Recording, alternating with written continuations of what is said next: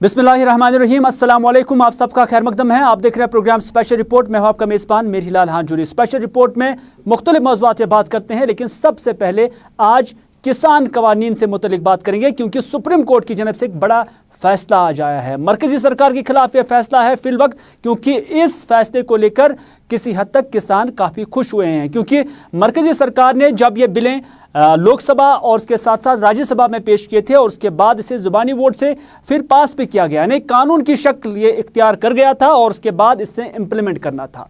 और मुल्क के अंदर जितनी भी भारतीय जनता पार्टी वाली क़यादत वाली सरकारें जिस स्टेट में भी हैं, वहाँ उन्होंने दावा किया था कि वो फ़ौरन से पेशतर इन कवानीन को अपने स्टेट्स में इम्प्लीमेंट करेंगे।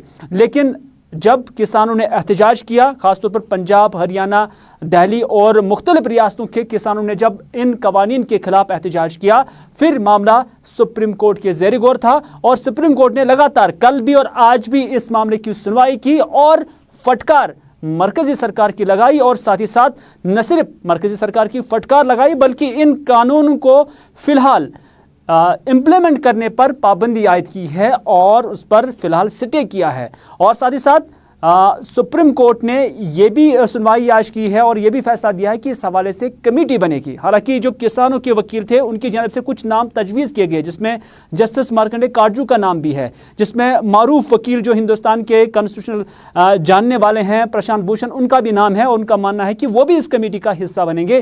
ताहम इस फैसले को, यानी आज के फैसले को, किसान अपनी पहली जीत तस्वुर कर रहे हैं। हाँ, देखिए, ये किसानों की जीत है, किसानों की जीत है। माननीय सर्वोच्च न्यायालय सुप्रीम कोर्ट ने जो हम लोगों की पिटीशन थी सुप्रीम कोर्ट में इन कानूनों के खिलाफ, ये कानून लागू नहीं होने चाहिए, उन कानूनों को लागू न करने के लिए सुप्रीम कोर्ट ने आज स्टे कर दिया है और कमेटी गठित करने के लिए हमने कुछ नाम सुझाए थे। ऑनरेबल जस्टिस मार्कंडे काटजू, कुरियन जोसेफ और भी जस्टिस के नाम बताए गए। उनके नाम पर विचार करके आगे कमेटी गठित की और भारतीय किसानों के जितने किसानों के संगठन है, ऑर्गेनाइजेशन है, उन सब के अध्यक्ष को उस कमेटी में रखा जाए। हमने कहा विज्ञान भवन बहुत बड़ा है, उसमें कमेटी जब भी बुलाई जाए, मीटिंग हो तो उनके अध्यक्षों को बुलाया जाए और उसके साथ अगर लीगल रिप्रेजेंटेटिव की जरूरत है उनके एडवोकेट को बुलाया जाए, जिससे आगे सारी प्रोसीडिंग हो सके। ये पूरा समय लगेगा, कमेटी टाइम लगेगा, लेकिन कानूनों पर रोक लगाना भारत के किसानों की सबसे बड़ी जीत है और ये सरकार की हार है।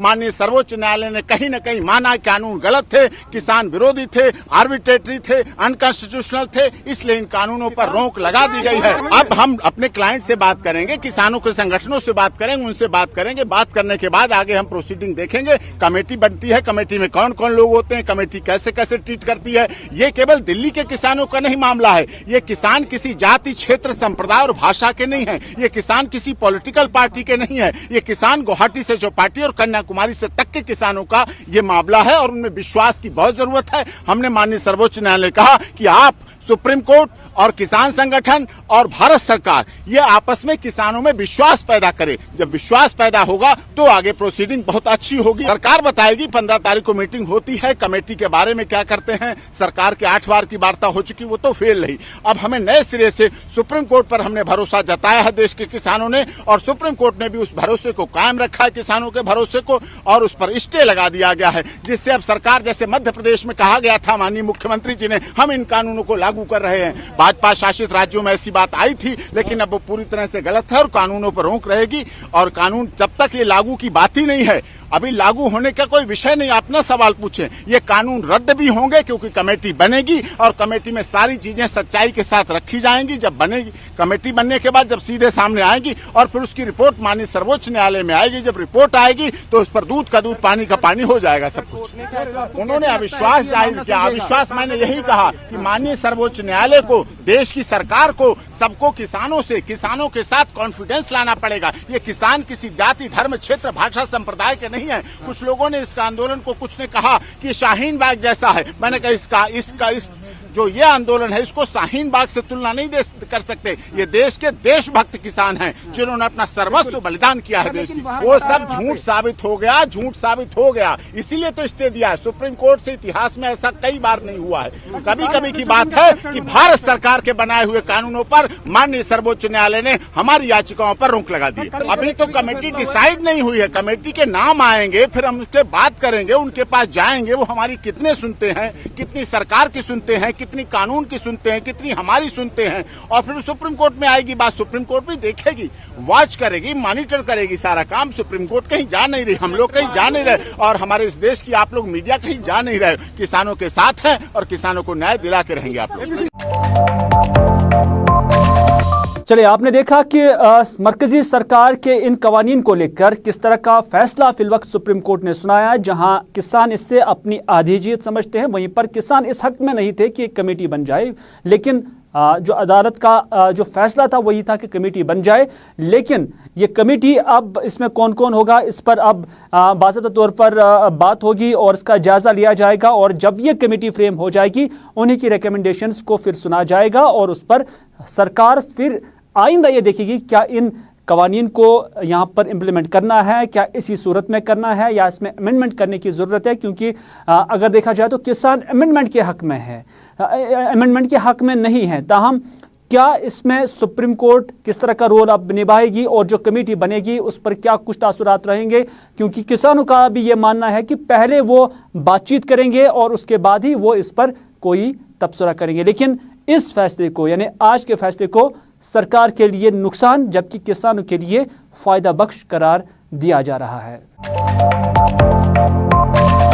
चले नाज़रीन, आपने किसानों की बात तो सुनी है, लेकिन अब फौजी सरबराह की बात भी सुन लेते हैं, क्योंकि उनकी बात आज पाकिस्तान और चाइना से मुतलिक था। LOC और उसके साथ साथ इंटरनेशनल बॉर्डर और उसके साथ साथ LAC से मुतलिक था, और उन्होंने कहा कि पाकिस्तान और चाइना हिंदुस्तान के लिए एक बड़ा थ्रेट है, क्योंकि उनका मानना है कि जहां पाकिस्तान के अंदर मिलिटेंसी काफ़ी है, वहीं पर LAC पर चाइना इस पार आने की बड़ी कोशिश कर रहा है, और जो स्ट्रक्चर्स वहां पर बनाए जा रहे हैं उनका मानना है कि वो हिंदुस्तान के मुफाद में नहीं है। तो इस तरह से आज उनकी प्रेस कॉन्फ्रेंस रही है, और प्रेस कॉन्फ्रेंस में उन्होंने कहा कि चाइना के साथ LAC के मामले को लेकर जहां आज तक 8 मरहलों की बातचीत चली है, हालांकि कोई रिजल्ट ओरिएंटेड ये बातचीत नहीं चली है, ताहम उनका मानना है कि उन्हें उम्मीद है कि चाइना के साथ जो भी आउटस्टैंडिंग इशूज़ हैं उस पर बातचीत के जरिए पुरअमन हल या एमिकेबल हल जो है वहाँ से निकल कर आएगा। लेकिन साथ ही साथ फौजी सरबराह MM नरवाने ने ये बात भी कही है कि अगर बातचीत के ज़रिए अमन से मसला हल नहीं हुआ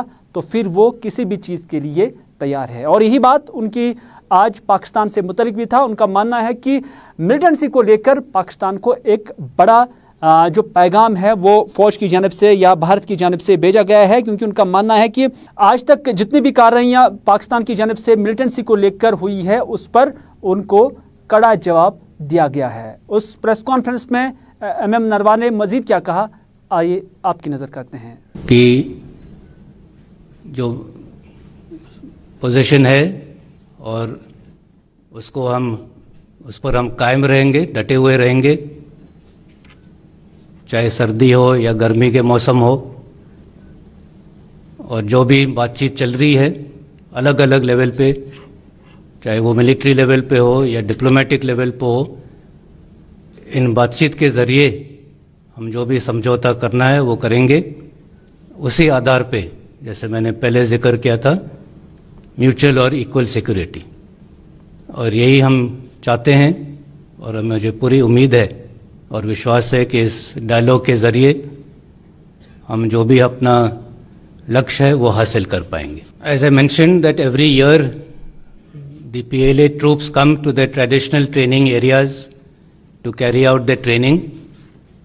With the onset of winters and the completion of this training period, these troops have also, those training areas have been vacated, and since those training areas have been vacated, it would be fair to assume that those troops who had come, who were in the depth areas on the Tibetan plateau, have gone back to their garrisons, and that is the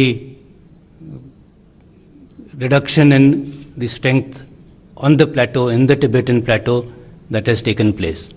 However, there has been no decrease in strength either on their side or on our side as far as the friction points are concerned.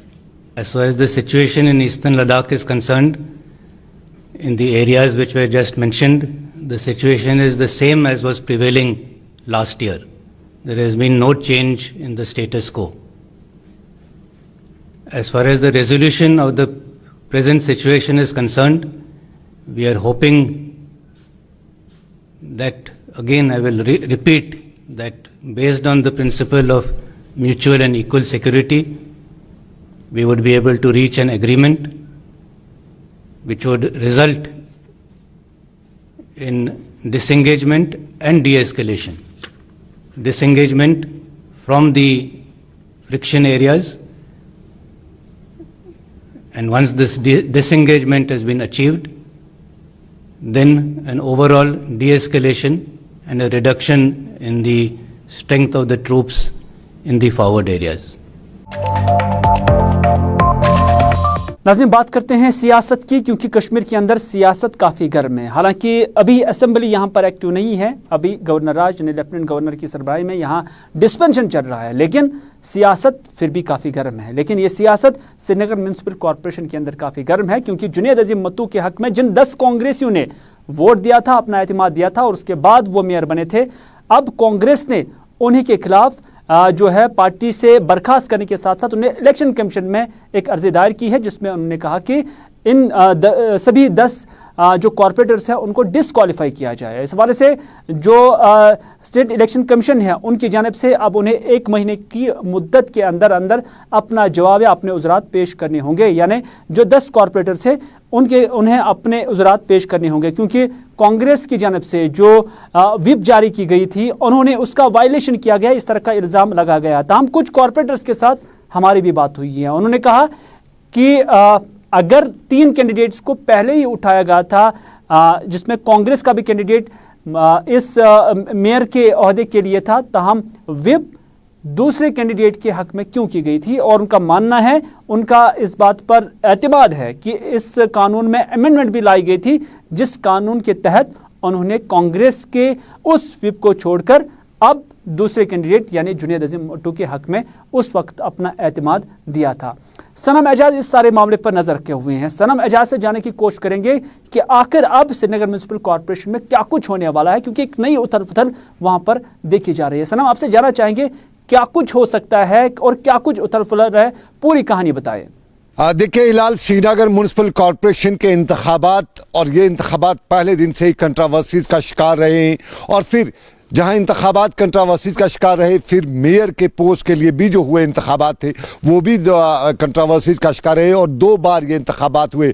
अगरचे दोनों बार ये जुनैद मत्तू जीते ही हैं, लेकिन एक मामले को लेकर कांग्रेस ने सवाल उठाया, और कांग्रेस ने पिछले जो मेयर का जो री इलेक्शन हुआ था उसमें कांग्रेस ने एक व्हिप जारी की थी, और कांग्रेस ने व्हिप जारी करते हुए अपने कॉर्पोरेटर्स को ये भी लिखा था कि वो इन इंतखाबात में जुनैद मत्तू को सपोर्ट करने के बजाय दूसरे कैंडिडेट को सपोर्ट करे। और उसको लेके तब कांग्रेस के जो कॉर्पोरेटर्स हैं, 1 दर्जन करीबन कॉर्पोरेटर्स जो हैं, उन्होंने पार्टी व्हिप को नहीं माना था और पार्टी व्हिप के खिलाफ जाते हुए उन्होंने जुनैद मत्तू को सपोर्ट किया था। और उसी चीज़ को लेकर कांग्रेस तर्जमान जो हैं, कांग्रेस स्पोक्समैन, वो इलेक्शन कमीशन को गए और उन्होंने बाज़ाब्ता तौर पे व्हिप की खिलाफ वर्जी करते हुए इलेक्शन कमिश्नर को लिखा कि इन कॉर्पोरेटर्स की जो कॉर्पोरेशन की जो सीट है उसको रद्द किया जाए, क्योंकि पार्टी व्हिप के खिलाफ और पार्टी व्हिप के खिलाफ जो भी फैसला होता है उसमें माजी में ये प्रैक्टिस रही है कि अगर पार्टी व्हिप के खिलाफ कोई कॉर्पोरेटर, कोई MLA या कोई ऐसा कैंडिडेट जाता है तो फिर उसकी कैंडिडेचर जो होती है वो ख़त्म हो जाती है।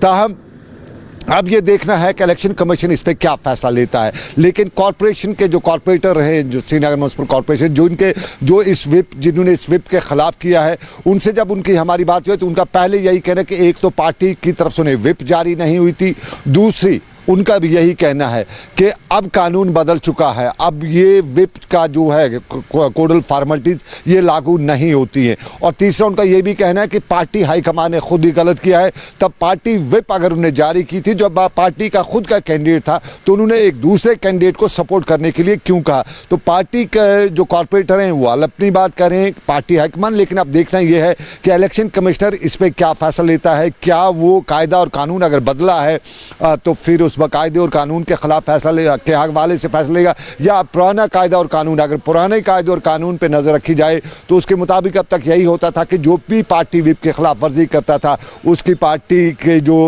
उसकी मेंबरशिप होती है वो ख़त्म हो जाती है, साथ साथ में वो अगर एमएलएशिप उसकी ख़त्म होती है या कॉर्पोरेटर है तो उसकी कॉर्पोरेटरशिप ख़त्म होती है। लेकिन इससे एक और बात बनती है, अब डीडीसी के इंतखाबात हुए हैं और डीडीसी चुनाव चेयरमैन के तो ये जो है हॉर्स ट्रेडिंग का मामला जिसे हम कहते हैं आमतौर पे, क्योंकि तब इल्ज़ाम लगे थे कि कांग्रेस कॉर्पोरेटर्स ने हॉर्स ट्रेडिंग की, उन्होंने पैसा लिया, ये इल्ज़ाम लगा था। और उसके बाद अब ये भी लोग कह रहे हैं कि अगर ऐसा ही होता है, इलेक्शन कमीशन के खिलाफ कार्रवाई नहीं करता है, तो फिर आने वाले जो डीडीसी के चुनाव होंगे, डीडीसी के जो चेयरमैन के चुनाव होंगे, उसमें भी ये सब कुछ होता रहेगा और ये करप्शन का सिलसिला जो है ये लंबा खींचता जाएगा। यूं कहा जाए तो इस वक्त इलेक्शन कमिश्नर पर सबकी नजर है कि वो किस तरह करप्शन जो है, पॉलिटिकल करप्शन जो है, उसको खत्म करने में किस तरह से अपना रोल अदा करता है। चलिए नाज़रीन, आप देख रहे हैं प्रोग्राम स्पेशल रिपोर्ट, और स्पेशल रिपोर्ट में सियासत भी जारी है क्योंकि हाल ही में बर्फबारी हुई है और उसके बाद जम्मू कश्मीर के अंदर इस बर्फबारी से जो तबाही हुई है, जो नुकसान हुआ है, फिर इससे नेशनल डिजास्टर करार दिया गया है। यानी उसके बाद अब सरकार पर सवालात उठने शुरू हो गए हैं, क्योंकि अगरचे इससे डिजास्टर करार तो दिया गया है लेकिन इसके भरपाई के लिए, लोगों के फायदे के लिए या लोगों की इमदाद के लिए क्या कुछ किया गया है, ये सवालात आज अपनी पार्टी की जानिब से उठाए गए। और इस हवाले से आज अपनी पार्टी की जानिब से एक प्रेस कॉन्फ्रेंस भी दी गई जिसमें रफ़ी अहमद मीर के साथ साथ दीगर लीडरान भी मौजूद थे और उन्होंने कहा कि जम्मू कश्मीर की जो सरकार है, लेफ्टिनेंट गवर्नर डिस्पेंसन जो है, वो मुकम्मल तौर पर नाकाम हुआ है लोगों को सहूलियत फराहम करने में, क्योंकि उनका मानना है कि जो रोड क्लियरेंस है वो भी अभी तक नहीं हो पाई है। जम्मू श्रीनगर कौमी शाहराह भी बंद है और उसके साथ साथ बिजली का निज़ाम भी दरहम बरहम है। और कोविड के बाद जितने भी कोविड डेजिग्नेटेड हॉस्पिटल्स है, उसके बाद वहां पर नॉन कोविड जो ट्रीटमेंट है नहीं हो रहा है, जिसकी वजह से लोगों को काफ़ी सारी परेशानियों का सामना करना पड़ रहा है। बर्ड फ्लू का भी उन्होंने जिक्र किया और मुतअद्दिद जो मामलात है उसका उन्होंने जिक्र किया और सवालात स्टेट एडमिनिस्ट्रेशन पर उठाए और कहा कि फौरन से पेशतर इन मामलात को हल किया जाए और जो डिजास्टर करार दिया गया है उसके बाद सरकार ने किस तरह के इकदाम उठाए कि जिससे अवाम को कोई फायदा या सहूलियत मिल सके। रफ़ी अहमद मीर ने इस मौके पर क्या कहा, आइए देखते हैं। सर्दी का मौसम हो, गर्मी का मौसम हो, मामूली सी बारिश हो तो बर्फ़ का तो सवाल ही नहीं, हमारी शाहराह जो बंद हो जाती है। सरकार के पास एक प्लान था, कागज़ों पर प्लान था कि हमारे अल्टरनेट रोड्स हो सकते थे या हमारी जो ऑनगोइंग वाइडनिंग है वो हो सकती थी, जो हमारा रेलवेज़ के लिए ट्रैक बनना था वो हो सकता था, मुगल रोड को टनल्स के ज़रिए आलवेदर रोड बनाया जा सकता था, सिंथन टॉप पे से जो सड़क जाती है। लेकिन मुझे लगता है सरकार की ये प्रायोरिटी ही नहीं है। 2 दिन के लिए सड़क बंद हो जाती है और हमारी जो हवाई सर्विस होती है मुअत्तल होने के बाद इतनी ज़्यादा रेट्स हो जाती हैं, फैमिलीज़ डिस्कनेक्ट हो जाती हैं, सप्लाईज़ की पोजीशन ख़राब हो जाती है, बीमारों के लिए मुश्किलात का सामना हो जाता है, रेट के लिए कोई कंट्रोल नहीं रहता। उन अशिया खुर्दनी के लिए जो हमारी रोज़मर्रा की ज़रूरत हो या जिन लोगों को अपनी फैमिली से मिलना हो, ये एक आउट ऑफ कंट्रोल सिचुएशन है और सरकार मुझे लगता है बिल्कुल इसकी तरफ ध्यान नहीं दे रही है। क्योंकि साल भर अगर आप एदाद शुमार देखेंगे तो मुझे लगता है ये एग्जेजरेशन नहीं होगी, मुझे लगता है आधा साल शायद मौसम बंद रहता होगा और कोई वन वे ट्रैफिक तो अब मुसलसल सर्दी गर्मी का सिलसिला बना हुआ है। यहाँ से आप देखते हैं कि आपकी जो सरकार है बड़े दावे होते हैं कि टूरिज़्म को बढ़ावा देना चाहते हैं। मुझे बात है, आप कलकत्ता जाते हैं, आप पंजाब जाते हैं, आप दिल्ली जाते हैं, रोड शोज़ करते हैं, लेकिन सयाह आएंगे कहाँ से? ऊपर का रास्ते में आपका 20,000 रुपये से दिल्ली तक रेट जाता है, सड़क आपकी बंद है। अपने जो हमारे यहाँ पर रहने वाले लोग हैं वो सप्लाई से महरूम हैं, उनके मुश्किलात का सामना है।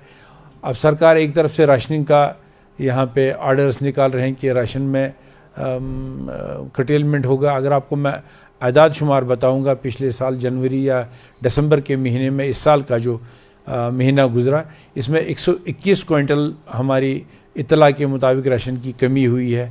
पेट्रोल पंप से ऑर्डर हुए कि इसमें राशनिंग हो जाएगी। तो एक कयास और कन्फ्यूजन है लोगों में एक आप खुद ही एक तरफ से ये कहते हैं कि हमारे पास सप्लाई 4 महीने की हैं, 3 महीने की, दूसरी तरफ से जब एडवाइजरी लगाते हैं कि हम राशन कम कर रहे हैं, सप्लाईज कम कर रहे हैं, पेट्रोल की, राशन की, तो एक कन्फ्यूजन है लोगों में। इसलिए मुझे लगता है कि एक तज़ब्ज़ुब कैफियत जो लोगों में है, इसका इख्ताम होना चाहिए। अभी तो विंटर की शुरुआत है, 3-4 महीने भी बाकी पड़े हुए हैं। सप्लाईज का बहाल होना सरकार की जिम्मेवारी है और लोग भी इत्मीनान की सांस गुजारें। मुझे लगता है उसके लिए फ़ौरन एडवाइजरी भी होनी चाहिए। रफ़ी अहमद मीर से पीएचडी से मुतलिक भी कुछ सवालात पूछे गए और उनका मानना है कि पीएचडी पर वो ज़्यादा बात नहीं करना चाहते हैं। ताहम उनने इशारों में ये बात भी कही है कि जो एजेंडा उनका था उस पर अब गैप जो है वो बढ़ने लगी है, दरार होने लगी है। ताहम उन्होंने कहा कि जब 370 हटाई गई और उसके बाद उन्होंने समझा कि कश्मीर में या जम्मू कश्मीर के अंदर एक पॉलिटिकल वैक्यूम जो है वो पैदा हो गया है, उसकी भरपाई के लिए अपनी पार्टी फ्रंट पे आ गई है ताकि डेवलपमेंटल एस्पेक्ट्स पे जो काम होना चाहिए वो नहीं रुकना चाहिए। रफ़ी अहमद मीर ने मजीद क्या कहा, आइए देखते हैं। देखिए, कुछ दिनों से आप देखते होंगे ये बात सामने आई है कि पीएचडी में कुछ लोग अलग होना चाहते हैं। वो किसी ने शुरुआत नहीं की और न हमें वैसे पार्टी के उसमें कुछ कहने की ज़रूरत है। कुछ प्रेस में, कुछ अखबारों में, कुछ ट्वीट्स के जरिए ऐसी बात ही कई सीनियर लीडर्स की तरफ से आई जो पीएचडी में शामिल थे। उन्हें खुद ही उंगलियां उठाई और इससे पहले भी कई ऐसे बयानात आए जो खुद ही अपने लीडर से उनसे पूछा कि आगे के लिए रोड मैप क्या है, हम लोगों के लिए क्या लाने जा रहे हैं, जिसके हमने वादे लोगों के साथ किए थे। हमारा बहसीत अपनी पार्टी के बिल्कुल साफ मौक़िफ़ है कि पिछले 70 साल में जो यहाँ पे सियासत की गई उससे लोगों को धोखा लगा है और साफ बात हमने आगे लोगों तक नहीं लाई है। अगर मैं आपको ये बता दूं, जहाँ तक हमने सेल्फ रूल और ऑटोनॉमी की बात की, हमें तो जो मयसर था 370-35 से वही हम खो गए। और मुझे लगता है सियासी पार्टियों की और जिन्होंने यहाँ पे हुकूमत की कुछ कमी थी कहीं पे, वो ये बात समझ नहीं पाए कि हमारा जो नाता है ये टूट भी सकता है और इसको हमने मौसर तरीके से मजबूत करने की कोशिश नहीं की। यही वजह है कि 5 अगस्त के बाद हमें तकरीबन 1 साल लगा, हमारे सर जो आपस में थे जुड़ गए, बहुत से पार्टी से हम निकल आए और हमने यही अंदाज़ा किया कि यहाँ पे एक सियासी वैक्यूम होने जा रहा है। हमने अपने आप को, हमारे पॉलिटिकल फ्यूचर को, रोज़मर्रा के मामलात को एडमिनिस्ट्रेशन के सुपर्द नहीं करना है, बल्कि एक पॉलिटिकली आगे लाने की बात की हमने। मैं ये बात भी वसूख से कहता हूँ, अगर लोगों ने इसमें ज़्यादा अच्छा रिस्पांस हमें नहीं लगा, लेकिन उसके बाद भी हमारा ये अंदाज़ है कि हमें मुसलसल तरीके में जुट जाना पड़ेगा और लोगों की जिन मुश्किलात का सामना हो, चाहे वो इज़्ज़त आबरू को मुकाम हो, चाहे वो यहाँ पे ज़मीनों का तहफ़्फ़ुज़ हो, जहाँ पर नौजवानों की नौकरियों का तहफ़्फ़ुज़ हो, जहाँ पर हमारा इक़्तिसादी महाज हो, जहाँ पर हमारा टूरिज़म हो, इसके लिए मुझे लगता है हमें एक मुसलसल जंग लड़ने की ज़रूरत है। हम चूँकि कभी हुकूमत में रहे नहीं हैं, ना हमने कभी लोगों से अभी तक कोई सपोर्ट लिया है, कोई हुकूमत बनाई है, लेकिन हमें पूरा यकीन है कि हमारी लीडरशिप जो है, हम मुसलसल तरीके पर लोगों के मामलात उठाएंगे भी, जहाँ जहाँ पर उठाना ज़रूरी हो, और जहाँ तक हमारे वो मसाइल जो हमने पहले ही दिल्ली से टेकअप किए हैं और जिसके हमें अभी लगता है और कुछ करने की ज़रूरत है, हम उसमें भी पीछे नहीं रहेंगे। नाज़रीन, काफ़ी वक्त तक कश्मीर के अंदर मौसम ख़राब रहा, बर्फ़बारी हुई और भारी बर्फ़बारी के नतीजे में काफ़ी नुकसान भी हुआ, लेकिन जम्मू श्रीनगर कौमी शाहराह अभी भी बहाल नहीं हो पाया है। केला मोड़ के नज़दीक पुल का जो बांध है वो गिरने से अभी भी रोड का राब्ता जो है वो मुनक़ता है, लेकिन उस राब्ते मुनक़ता होने से जो वहाँ पर दरमांदा मुसाफिर हैं या मालबरदार गाड़ियाँ हैं, उन्हें काफ़ी सारी दिक्कतों का सामना करना पड़ रहा है। हमारे साथी फ़िदा हुसैन ने काजीगुंड जाकर वहाँ लोगों के साथ बात की, ट्रक ड्राइवर साहिबान के साथ बात की। उन ट्रक ड्राइवर साहिबान का मानना है कि अगरचे वो बाज़ाब्ता टैक्स भी अदा करते हैं, तो फिर सरकार आज तक रोड क्यों नहीं बनाती हैं, बार बार ये बहाने क्यों सुनने पड़ते हैं कि कहाँ पसी गिराई है, कहीं पर पुल गिरा है, थोड़ी सी बारिशें होती हैं तो जम्मू श्रीनगर कौमी शाहराह बंद हो जाता है। मुगलों के दौर के बाद की अगर बात की जाए या महाराजा के दौर के बाद की अगर की जाए तो ये सड़क बनी थी, लेकिन उसके बाद सरकार ने इस सड़क की रेस्टोरेशन के लिए किया ही क्या है कि आज भी उन्हें इतने साल गुजर जाने के बावजूद भी यही कहा जाता है कि कहीं पसी गिराई है तो ट्रांसपोर्ट बंद है। उनका मानना है कि वो टैक्स भी बाज़ाब्ता अदा कर रहे हैं, लेकिन उन्हें इस रास्ते से कोई फ़ायदा हासिल नहीं हो रहा है। इस दौरान उनकी किस तरह की मुश्किलात वहाँ दरमांदा हुए ट्रक ड्राइवरों को है, आइए आपकी नजर करते हैं। जम्मू से है तो कब से है यहाँ पे? 10 दिन हो गए रास्ते में ही। पहले तो रास्ते में फंसे थे, अब 4-5 दिन इधर हो गए बर्फ में। खाने क्या पीने की बड़ी चाहते हैं अब आप? खाने सरकार पीने की दिक्कतें बहुत। हम्म। पुल बनना चाहिए जल्दी से जल्दी ताकि हम यहाँ से निकल सके। तो जब आपने सुना पुल की खबर तो कितने मायूस हुए?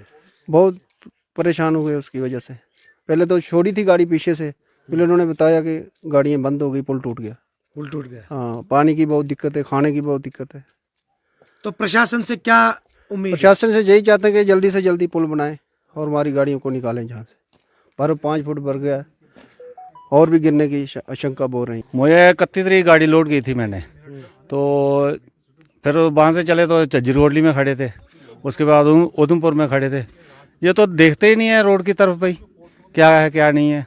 देखो हम लोग डॉक्यूमेंट के पैसे देते हैं, उधर जब इनका टाइम आता है तो ये हमारे से पैसे पूरे ले लेते हैं, भाई हम रोड बना कर देंगे, लेकिन इधर है ही कुछ नहीं इनका इंतजाम। उल्टा ड्राइवर लोगों को तंग करते हैं, जहाँ गाड़ियाँ रोक देते हैं वहाँ ना तो पानी देते हैं ना कुछ खाने को देते हैं ड्राइवरों को। चलिए, ये ट्रक ड्राइवर साहिबान तो यही गिला करते थे कि कोई पुरसानी हाल नहीं है, बीच राह में वो फंसे हुए हैं, खाने पीने की भी उन्हें कोई फैसिलिटी नहीं है। लेकिन आज डिप्टी कमिश्नर अनंतनाग की हिदायत पर एक टीम जो है वो काजीगुंड और उसके साथ साथ जो इस जम्मू श्रीनगर कौमी शाहराह पर फंसे दरमांदा काफ़ी ट्रक ड्राइवर साहिबान हैं या उसके साथ साथ जो मुसाफिर फंसे हैं, उनके लिए आज फूड का इंतज़ाम किया गया था। तकरीबन 1500 पैकेट्स जो फूड के थे वो वहाँ पर तकसीम किए गए। लेकिन क्या एक वक्त की रोटी देने से किसी का भला हो सकता है, ये अहम बात है। लेकिन डिस्ट्रिक्ट एडमिनिस्ट्रेशन की एक कोशिश थी और इस कोशिश में उन्होंने यही कहा कि जो कुछ उनके हाथ में है वो उन्हें फराहम करने की कोशिश कर रहे हैं। हमारा जो रामबन के पास ब्रिज जो कोलैप्स हो गया है, वहाँ का रिटेंशन वॉल चला गया है। तो जैसे अभी हमें इन्फॉर्मेशन है कि approximately for 5 to 6 days highway won't be through. तो इस हवाले से हमने देखा कि यहाँ पर जितने भी जो हाईवे पे स्टैंडर्ड खुसूसन जो कैरियर लोड कैरियर्स हैं, ट्रक्स हैं या टैंकर्स हैं या बाकी सारी व्हीकल्स हैं, तो इनको इमीडिएट रिलीफ असिस्टेंस के तौर पर हम लोग राशन किट्स दे रहे हैं। तो इसमें हमारे एसडीएम डूरू है, डीएसपी ट्रैफिक है, तारिक साहब हैं, तहसीलदार डूरू, तहसीलदार काजीगुंड, और हम लोग यहाँ से लोअर मुंडा से हमने स्टार्ट किया प्रोसेस। चार स्पॉट से हम लोग राशन डिस्ट्रीब्यूशन कर रहे हैं, लोअर मुंडा से, काजीगुंड से, अल स्टॉप से और संगम से। तो हमारा पूरा टारगेट है कि जितने भी स्टैंडर्ड हमारे व्हीकल्स हैं या ड्राइवर्स वगैरह उनको इमीडिएटली हम राशन किट्स पहुँचा दें। हर राशन किट में चावल है, चीनी है, दाल है, मसाले हैं, कुकिंग ऑयल है, चाय का सामान भी है और दूध भी है, और प्लस हमने कुछ वेजिटेबल भी रखा है जो इमीडिएटली वो लोग कुछ पका के खा सकते हैं। और बाकी भी हमने इन लोगों को नंबर्स दे दिए हैं, जितने भी कंसर्न लोकल एसएचओज हैं, तहसीलदार वगैरह हैं, तो वो सब इनको असिस्टेंस दे देंगे। अगर किसी भी चीज़ की ज़रूरत पड़ेगी इनको, बिसाइड्स राशन, किसी को कभी इमीडिएटली अगर कोई मेडिसिन की ज़रूरत पड़े, मेडिकल केयर की ज़रूरत पड़े, तो उसके लिए भी हम लोग हाजिर हैं। तो नाज़रीन, ये था आज का स्पेशल रिपोर्ट। इसी के साथ दीजिए अपने मेज़बान मीर हिलाल हाजिर को आज का ये प्रोग्राम यहीं पर इख्तिताम करने की इजाज़त, इस वादे के साथ कि अगर ज़िंदगी रही तो आपसे फिर होगी मुलाकात। तब तक के लिए खुदा हाफिज़, फी अमानिल्लाह।